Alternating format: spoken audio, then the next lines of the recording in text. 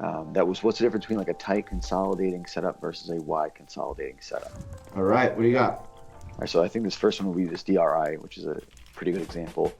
Through all-time highs is 148 versus 140. You're risking kind of 2-3%.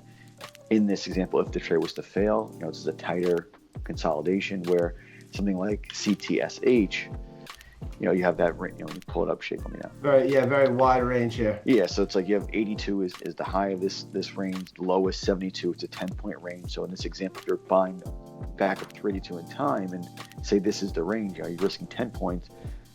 In an $8 name, you're risking 20% in this trade, where you're risking 2% in DRI in the more expensive stock that has a little bit tighter of a range. So again, we're going to gravitate towards the DRIs, the more the tighter consolidations, where sometimes a new trader might not notice that and see the stock flagging at 10 versus 8 and saying it's $2 risk, but it's actually 20%, and they'll pass on the DRI, which is 2%, because they just think it's too expensive.